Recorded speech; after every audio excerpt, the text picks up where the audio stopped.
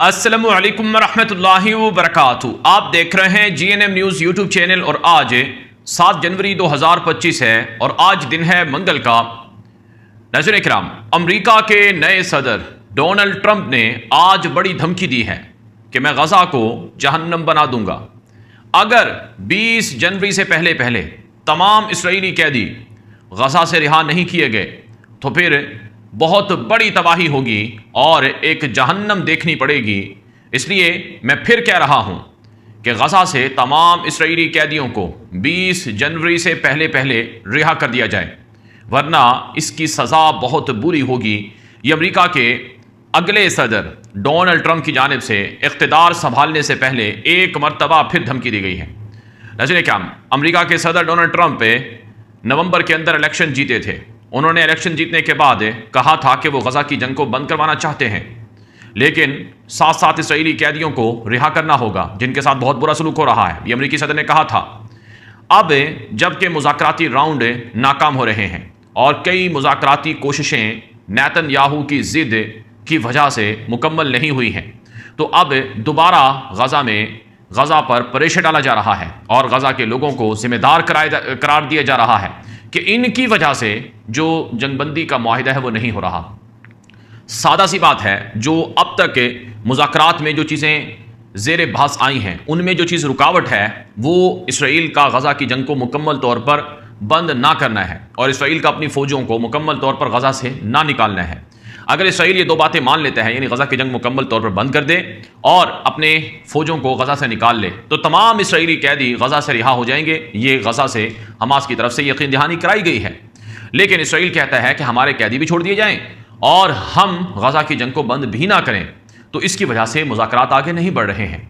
बहरहाल अमरीकी सदर डोनाल्ड ट्रंप की इस धमकी के बाद सवाल पैदा होता है कि क्या हमास सरेंडर कर देगा या उसी तरह से गजा की लड़ाई को लड़ेगा, यानी जिस तरह से ये लड़ाई जारी है।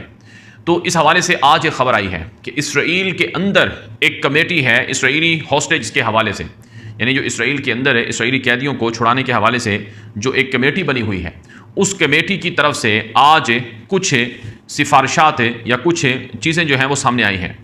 जो इसराइली कैदियों की फैमिली की एक कमेटी है उसकी तरफ से कहा गया है कि हमें फौरी तौर पर कैदियों के छुड़ाने का माहिदा इसराइली हुकूमत के ज़रिए से करना होगा और एक ही दफ़े में, एक ही मरहले में ये करना होगा, यानी तमाम इसराइली कैदी एक ही दफ़ा रिहा हो जाएं।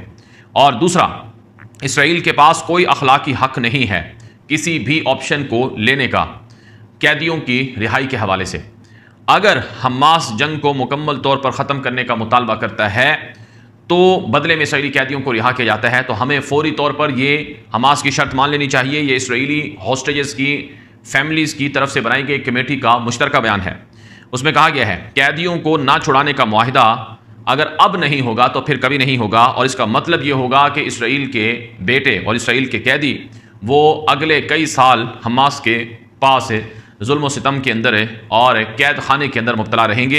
ये इसराइल की हॉस्टेजेस जो फैमिलीज़ हैं उनकी तरफ से बनाई गई कमेटी का बयान आया है। नाज़रीन इकराम, इसराइल के अंदर एहतजाज हो रहा है। इसराइल के जो शहरी हैं वो बहुत गुस्से में हैं कि नेतन्याहू तुम जंग बंद नहीं कर रहे हो। इसराइल का अपोजिशन लीडर यार लबेद, इसराइल के तमाम सीनियर जो सियासतदान हैं वो नेतन्याहू को ज़िम्मेदार करार दे रहे हैं गजा की जंग को बंद करके या इसराइली कैदियों को छुड़ाने के हवाले से ताख़ीर में। नाज़रीन इकराम, एक तरफ अमेरिका की धमकी आई है और दूसरी तरफ इसराइली वज़ीर आज़म नेतन्याहू ने धमकी दी है और कहा है कि हम मुकम्मल तौर पर हमास को शिकस्त देने तक जंग जारी रखेंगे और अपने कैदियों को भी छुड़ाएंगे और हमास पर प्रेशर डालेंगे। लेकिन ऐन इस दौरान इसराइल पर मिसाइल हमले हो रहे हैं। रिपोर्ट्स के मुताबिक कभी यमन से इसराइल पर मिसाइल और ड्रोन मारे जाते हैं तो कभी गजा से इसराइल पर मिसाइल और ड्रोन मारे जाते हैं। पिछले तकरीबन 24 घंटों में इसराइल पर 3 मरतबा गजा से भी मिसाइलों के हमले हो चुके हैं। इनमें से कुछ मिसाइल जाकर इमारतों पर लगे हैं और अक्सर को इसराइल की तरफ से गिराने का ऐलान किया गया है। फिर नाज़रीन इकराम, मज़ीद पिछले 24 घंटों में गजा से मिलने वाली इत्तलाआत के मुताबिक इसराइल के मज़ीद 5 फौजी टैंक और गाड़ियां वगैरह भी निशाना बनी हैं और कम से कम भी इसराइली फौजियों के ज़ख्मी होने की जो इत्तलात और दावे सामने आए हैं उनके मुताबिक 20 इसराइली फौजी पिछले 24 घंटों में गजा के अंदर मुख्तलिफ कार्रवाइयों में निशाना बने हैं। लेकिन साथ से काम इसराइल का दावा है कि गजा के अंदर उनकी कार्रवाइयों में हमास के दर्जनों दहशतगर्द मार दिए गए हैं। इसराइल दावा कर रहा है कि हमारी कामयाब कार्रवाइयों में हमास की कुव्वत और ताकत को तोड़ा जा चुका है और हम किसी भी सूरत गज़ा की जंग में हमास को जीतने नहीं देंगे। इसराइली मीडिया पर इसराइली फ़ौज के बयान नशर हो रहे हैं। भारत काम गज़ा में इसराइली हमलों में पिछले 24 घंटे में कम से कम भी गज़ा की इत्तलाआत और नशरियात के मुताबिक 80 से ज़ायद लोग जहाँ भाग हुए हैं और ज़ख्मी हुए हैं पिछले 24 घंटों में इसराइली कार्रवाइयों की वजह से। नाज़रीन किराम, आज की एक और बड़ी खबर इस वक्त मेरे सामने है कि एक तरफ गज़ा के अंदर ये सूरत हाल चल रही है, तो दूसरी तरफ जो फ़लस्तीन का वेस्ट बैंक इलाका है वहाँ पर इसराइल के ख़िलाफ़ दहशत गर्दाना कार्रवाइयाँ हो रही हैं। इसराइली फ़ौज का और इसराइली मीडिया का बयान है कि एक दहशत गर्दी का हमला हुआ है मगरबी पट्टी के शुमाली इलाके किलकिलिया के करीब, जिसमें कम से कम 3 इसराइली शहरी मारे जा चुके हैं और 7 ज़ख्मी हुए हैं। और ये एक फ़लस्तीन बल्कि 2 फ़लस्तीनी लोगों का नाम बताया गया है इसराइली मीडिया पर कि ये जो 2 दहशतगर्द थे ये फायरिंग करके भाग गए और उसकी वजह से इसराइल के शहरियों का नुकसान हुआ है, बहुत बड़ा नुकसान हुआ है। लेकिन जिन्होंने फायरिंग की है हम उनको तलाश कर रहे हैं कि वो कहाँ भागे हुए हैं। हम दहशतगर्दों का पीछा जारी रखेंगे और उनको नहीं छोड़ेंगे। ये इसराइली मीडिया पर इसराइली फ़ौज के ये बयान नशर हुए हैं। नाज़रीन इकराम, वेस्ट बैंक जिस पर महमूद अब्बास की हुकूमत है, यही महमूद अब्बास है वेस्ट बैंक के अंदर है जो इसराइल पर जो लोग हमला करते हैं ये उनको पकड़ भी रहा है और उनको मार भी रहा है। यानी जनीन के अंदर, तूल करम के अंदर और मुख्तलिफ जगहों में इसराइल के साथ साथ महमूद अब्बास की हुकूमत भी वो अपने ही शहरियों के खिलाफ कार्रवाइयाँ कर रही है, जिस पर हालात काफ़ी गड़बड़ हैं। बताया जाता है कि फ़लस्तीनी बहुत गुस्से में हैं कि महमूद अब्बास की पुलिस और फ़ौज अपने ही लोगों पर इसराइल की तरह का ऑपरेशन या कार्रवाइयाँ क्यों कर रही है। वो गज़ा की हिमायत या मदद तो नहीं करती है, उल्टा अपने ही लोगों को मारती है। तो इस पर काफ़ी बगावतें या काफ़ी जो हालात हैं वो वेस्ट बैंक के अंदर ख़राब और तल्ख होते हुए नज़र आ रहे हैं। फिर नाज़रीन किराम, जो रिपोर्ट्स आ रही हैं वो ये हैं कि बैरून ममालिक में जो इसराइली फ़ौजी हैं उनकी गिरफ्तारियों के खदशात और ख़तरात मज़ीद बढ़ गए हैं। रिपोर्ट्स के मुताबिक अब तक जो इसराइली फ़ौजी हैं इनको जनूबी अफ्रीका में, श्रीलंका में, ब्राज़ील में, फ़्रांस में, यूनान में, कब्रस में और इसी तरह से जर्मनी में और इटली में और दीगर ममालिक में वारंट का सामना करना पड़ा है। यानी उनकी गिरफ्तारियों के इम्कानात का सामना उन्हें करना पड़ा है और इन मुल्कों से इसराइली शहरी जो हैं वो भागकर जान बचाकर वहाँ से निकले हैं। ये रिपोर्ट्स के अंदर बताया जा रहा है।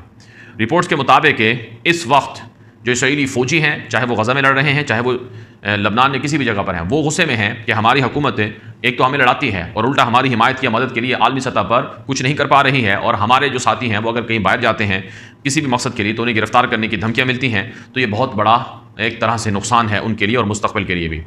भारत क्या एक और बड़ी खबर आपके सामने रखेंगे। ये खबर है मेरे सामने कि इसराइली फ़ौज के पास ड्रोन तैयारों की कमी हुई है। चुनाचे $60 मिलियन के मज़ीद ड्रोन तैयारे एल्बर्ट नामी जो एक कंपनी है उससे इसराइल ने ख़रीदने का ऐलान किया है। एक और ख़बर के मुताबिक इसराइल और अमेरिका ईरान के ख़िलाफ़ एक बहुत बड़ी जंग और एक बहुत बड़ी कार्रवाई करना चाहते हैं। आज इसी हवाले से नेतन्याहू इसराइली वज़ीर आज़म का बयान आया है। नेतन्याहू ने कहा है कि हमें पता चला है, हमने ये बात महसूस की है और हमने ये देखा है कि ईरान ही हमारे लिए सबसे बड़ा ख़तरा है, चाहे वो बराह रास्त हो, चाहे वो अपने प्रॉक्सीज़ के ज़रिए से हो। और हम ईरान के ख़िलाफ़ एक बहुत बड़ी तैयारी कर रहे हैं, बहुत बड़े हमले के लिए, ताकि हम उन्हें किसी भी सूरत कामयाब होने ना दें। और मशरिक़ वस्ता में जोहरी तब्दीलियाँ बहुत जल्द रोनमा होंगी। ये नेतन्याहू की तरफ से ईरान को धमकी दी गई है। फिर ईरानी मीडिया पर इसराइल के ख़िलाफ़ अलवाद सादिक 3 के नाम से पोस्टर्स लगाकर, बैनर्स लगाकर इसराइल को धमकियाँ दी जा रही हैं।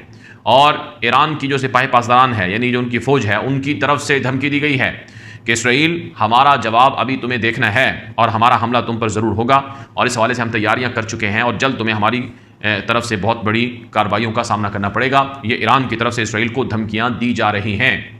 नाज़रीन इकराम, एक तरफ ईरान और इसराइल के बीच एक दूसरे को धमकी देने का सिलसिला जारी है, तो दूसरी तरफ यमन से खबरें आ रही हैं कि यमन से जो हूसी बागी ग्रुप है उनकी तरफ से इसराइल पर और अमेरिका पर कार्रवाइयों का जो सिलसिला है वो नहीं रुका है। रिपोर्ट्स के मुताबिक एक ताज़ा तरीन बयान जारी किया गया है यमनी हूसी बागी ग्रुप की तरफ से। चूँकि उन्हें आलमी सतह पर बागी कहा जाता है तो इसलिए हम भी मजबूरन जो इसी तरह से बात करने के लिए हम मजबूर हैं। तो ख़बर के मुताबिक कि अस्कलान और तल अबीब जो 2 शहर हैं इसराइल के, इनमें 3 बमबार ड्रोन तैयारों के ज़रिए से हमला करने का हूसियों ने दावा किया है। बहरहाल काम अब तक की अहम तरीन अपडेट्स हैं, मालूमात हैं जो आप तक पहुंचाई गई हैं। मज़ीद इस तरह की खबरें और इन्फॉर्मेशन आप तक आती रहेंगी। आप हमारे यूट्यूब चैनल GNM न्यूज़ को फॉलो कर लें, सब्सक्राइब कर लें, आगे नशर कर लें। इजाज़त दीजिए। अस्सलाम वालेकुम रहमतुल्लाहि व बरकातुहू।